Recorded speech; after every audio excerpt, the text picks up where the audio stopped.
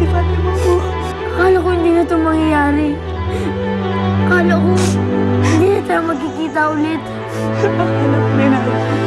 Akala ko habang buhay na tayo magkakalayo. Akala ko hindi na kita mahanap. Pero napakabait ni Ala. Pinagtagpo niya ang landas natin.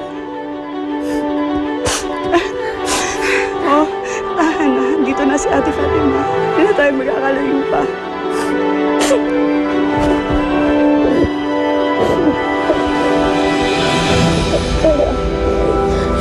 Ba't di pala napunta dito? Tinawag kami ng espada ni Panday. Isa ka sa mga batang Panday? Opo. Pati din po sila. Hi po. Ako po si Charlie and siya naman po si Oliver. Kayo po ba nagpatawag sa amin? Hindi siya, kundi ako.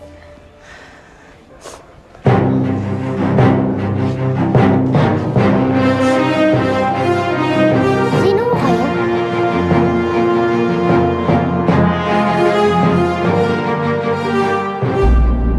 Malapit ang bumagsak ang lumay ng mismo sa mga kamay natin, Panginoon. Magaling, Cicero. Magaling. Pero nababahala ako, Panginoon. Buhay pa rin ang mga batang Panday. Paano pagka nagkatupang propesiya?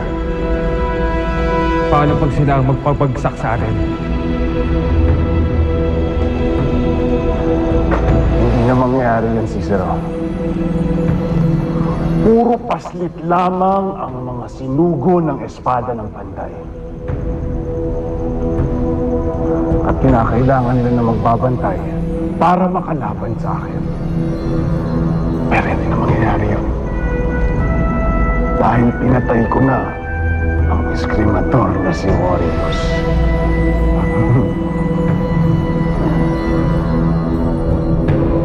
Sino ho ba kayo? Hindi niyo na ba ako natatandaan?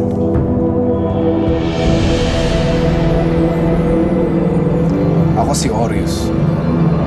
Ikaw si Kuya Orius? Imposible yun.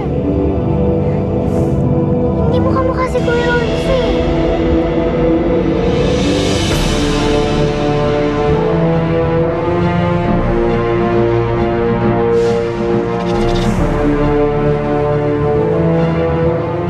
Sana ang buhay ay walang dulo o hangganan. Sana'y wala ng taong mahirap o mayaman. Sana'y isang kulay